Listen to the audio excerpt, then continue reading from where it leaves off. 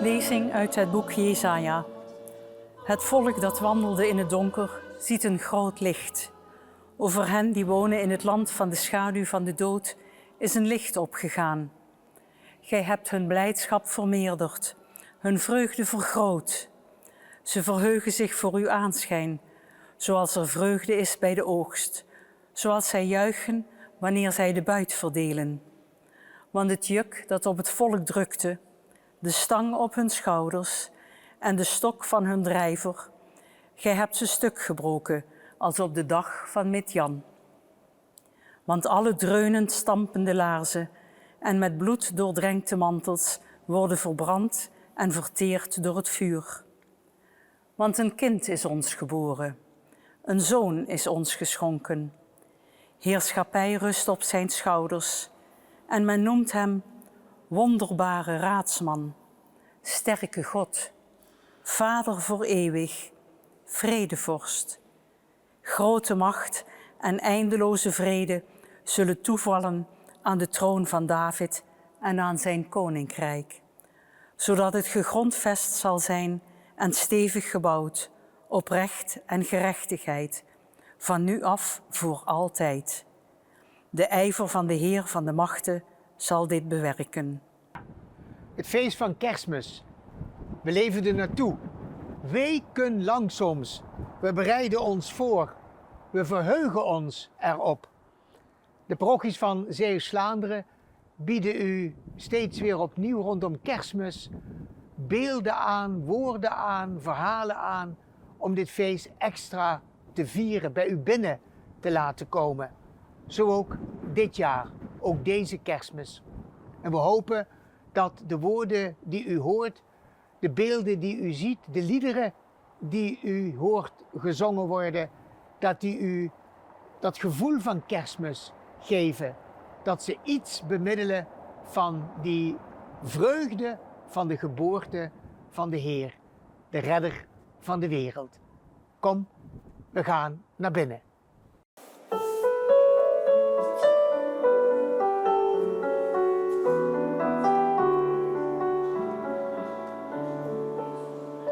Ben op weg naar de stal, de huizen zijn me te mooi. Misschien dat ik dromen zal, als ik slapen durf in het woord.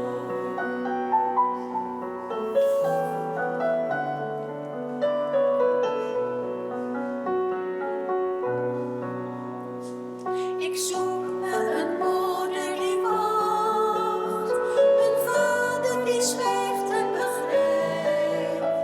Geduld is de vruchtbare nacht, waarin een mensenzoon rijdt.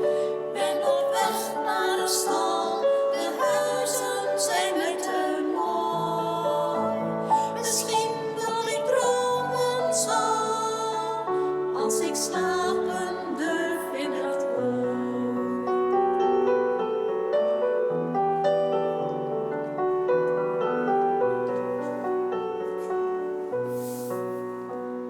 Ik groei in de slaap van een man, de pijn van een meisje dat bidt, behoedzaam een horen ervan en herders stamelen dit.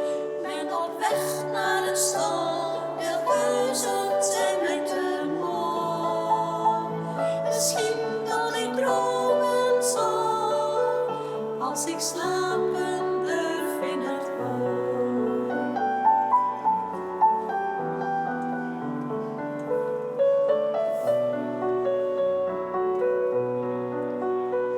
En zomaar een kind met een luid, een bedelaar boordevol lied. Ze gaan er vannacht nog op uit, mijn naam vergeten ze niet. Ben op weg naar een stal, de huizen zijn me te mooi. Misschien dat ik dromen zal, als ik slapen durf in het woord. Als ik slapen durf in het woord. Dag lieve mensen, het is Kerstmis. God is mens geworden en ik mag u iets vertellen over de Caritas. En de Caritas, dat zijn de werken van liefde die wij doen vanuit de kerk, vanuit onze parochie. En waarom doen we dat nou, de werken van Caritas, werken van liefde? En dat is met kerst komt dat heel sterk naar voren. God die mens wordt, die zichzelf geeft. En dat is eigenlijk een voorbeeld hoe wij ook mogen zijn. Dat wij mensen zijn die iets geven, die iets delen met elkaar. En de Caritas is dan in het bijzonder voor de mensen die eigenlijk het net wat meer nodig hebben als een ander. Met de kerst vieren wij graag feest. We komen samen met familie of met vrienden. Maar het is helemaal niet zo vanzelfsprekend om samen te komen. Er zijn ook mensen die eenzaam zijn of alleen.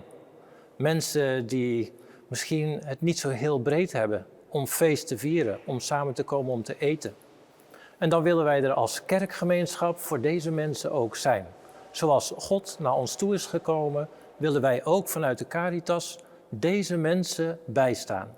En ik sta hier nu bij deze stal en ik heb een beeld gezien, een beeld van een herder die een schaap op zijn schouders neemt.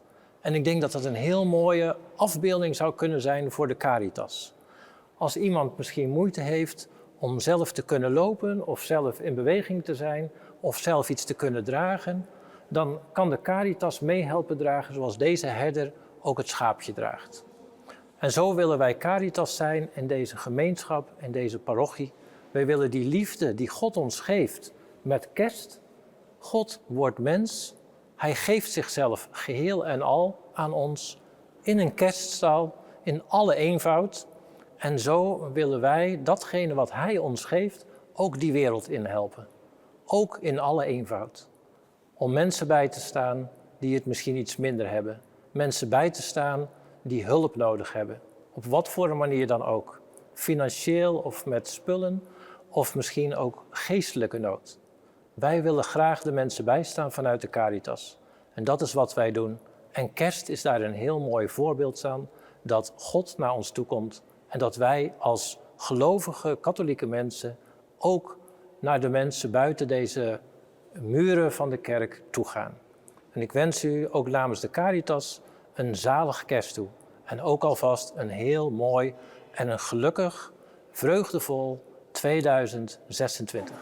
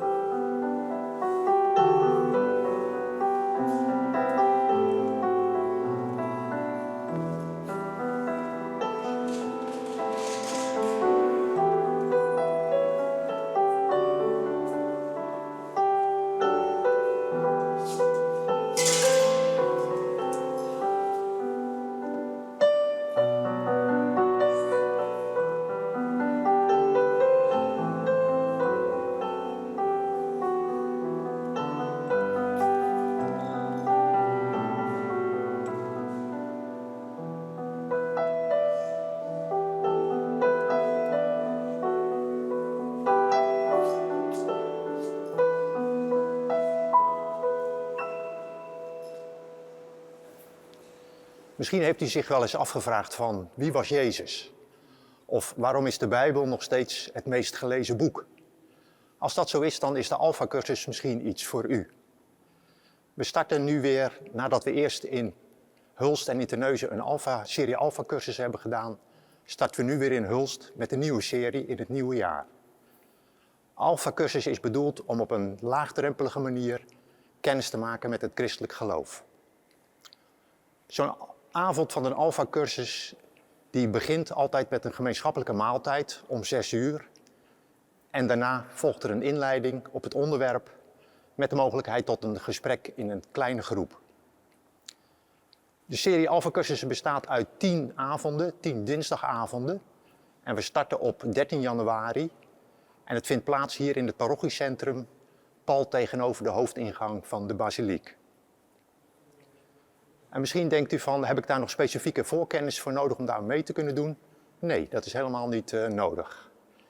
En de allereerste avond op 13 januari is een soort open avond, waarbij iedereen van harte welkom is om het fenomeen Alpha-cursus te leren kennen. Het is wel fijn als u zich van tevoren opgeeft, zodat we weten hoeveel mensen er komen, zodat we daarmee rekening kunnen houden met het eten. U kunt zich opgeven via de website alphacursus.nl en als u dan zoekt op Hulst, dan komt u uit op de plek waar u zich kan opgeven voor deze cursus. De cursus is gratis en iedereen is van harte welkom.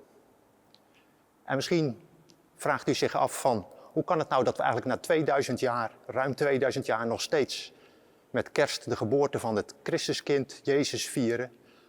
Nou, ik zou zeggen, geef u op en kom naar dinsdag 13 januari hier in Hulst, het parochiecentrum, voor de eerste Alpha-avond. Ik hoop u daar te zien.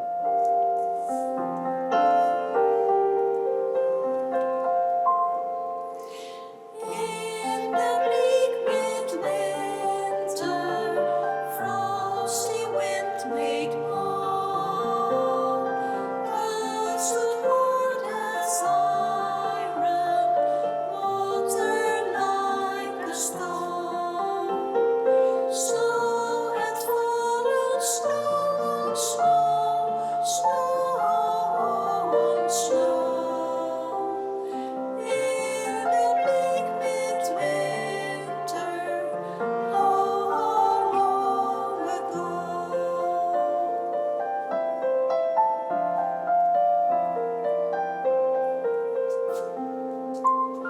God heaven cannot hold him, nor the earth sustain. Heaven and earth shall flee away when he comes to reign. In the bleak midwinter, a stable place suffices. Lord God Almighty, Jesus Christ.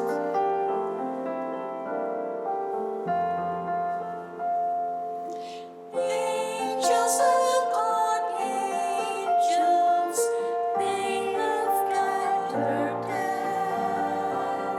Cherubim and seraphim throng the air. But is not only in her maiden bliss.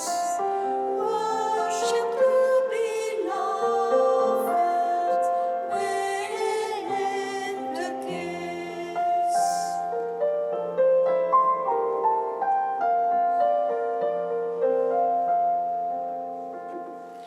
What will I give him, poor as I am? If I were a shepherd, I would bring a lamb. If I were a wise man, I would do my part. Yet what can I give him? Give my heart.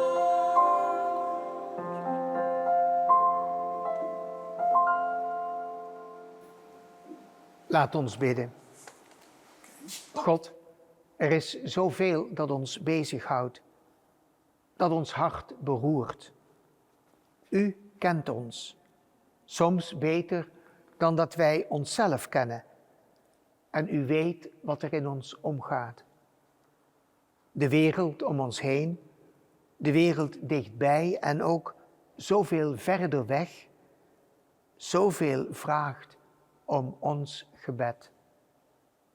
Ik brand een kaars en beveel al dat vele aan bij God. Op voorspraak van Maria. En we bidden samen. Wees gegroet Maria, vol van genade. De Heer is met u. Gij zijt de gezegende onder de vrouwen en gezegend is Jezus, de vrucht van uw schoot. Heilige Maria, Moeder van God, bid voor ons zondaars, nu en in het uur van onze dood. Amen.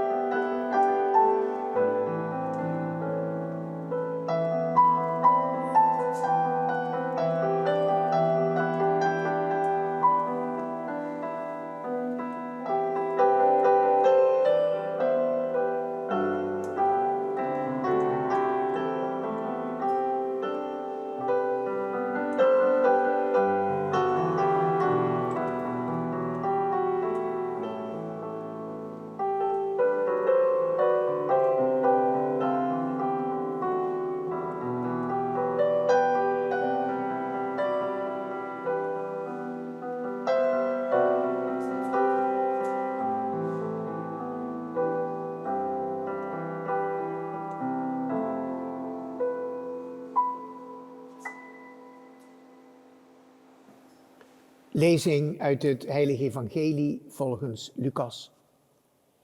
In die dagen kwam er een besluit van keizer Augustus om de hele wereld in te schrijven.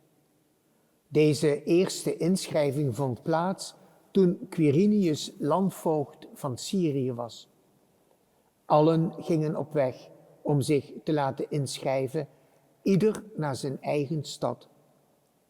Ook Jozef trok op vanuit Galilea, uit de stad Nazareth, naar Judea, naar de stad van David, Bethlehem geheten, omdat hij behoorde tot het huis en geslacht van David, om zich te laten inschrijven. Samen met Maria, zijn verloofde, die zwanger was. Toen ze daar waren, werden de dagen vervuld dat ze zou baren. Zij baarde haar zoon, de eerstgeborene, en ze wikkelde hem in doeken en legde hem neer in een kribbe, omdat er voor hen geen plaats was in het gastenverblijf. Er waren in die streek herders die in het open veld verbleven en 's nachts de wacht hielden bij hun kudde. Een engel van de Heer kwam bij hen staan en de heerlijkheid van de Heer omstraalde hen en zij werden zeer bevreesd. Maar de engel zei tot hen: vreest niet, want zie, ik verkondig u een grote vreugde die bestemd is voor heel het volk. Heden is u een heiland geboren, Christus de Heer, in de stad van David. En dit zal voor u een teken zijn: gij zult de pasgeborene vinden, gewikkeld in doeken en liggend in een kribbe. En plotseling was er bij de engel een menigte van de hemelse legerscharen. Zij prezen God met de woorden: eer aan God in den hoge en op aarde vrede onder de mensen van zijn welbehagen. Woord van de Heer.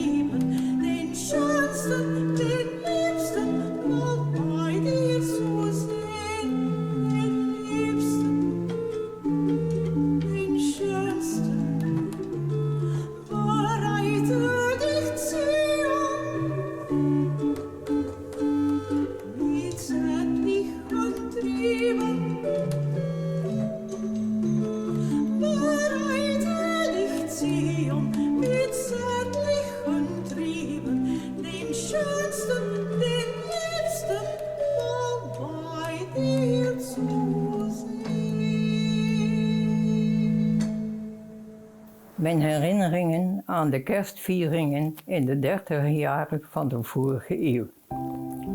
Tegen de 11:30, als de klok loopt, dan is het 24 december. Wij staan allemaal klaar om naar de kerk te gaan. Een volle kerk, volledig gevuld, alle stoeltjes bezet. De laatkomers hebben wel pech. We wachten op de 12 klokslagen van de toren. Ja, beneden gaat de bel. Dat geeft het seintje aan om te beginnen met een plechtige heilige mis. Een heilige mis met 3 heren, allemaal in het goud gekleed. 6 misdienaars waren er wel bij. Het altaar en het priesterkoor zijn mooi versierd met kaarsen en bloemen. Heel extra vergeleken bij de normale zondagen. Het is immers hoogfeest. We worden tijdens de dienst door de mensen en door Christus en door de priesters bemoedigd en gesterkt. Het koor doet zijn allerbeste beetje voorzetten. We luisteren en genieten met allen mee. We mogen ook mee zingen zelf. Alles bij elkaar, echt een hele mooie viering. We zijn onder de indruk. Na de viering nog even langs de kerststal. Klein gebedje en een koperen duikje voor de knikengel. Dat was er natuurlijk ook bij. Daarna naar huis. Thuisgekomen, met z'n allen even rond de platte buiskachel. Want het was koud in de kerk. Maar dat was gauw vergeten, want onze moeder had gezorgd voor warme chocolademelk en zelf gebakken krentenbrood. Dat ging erin als koek.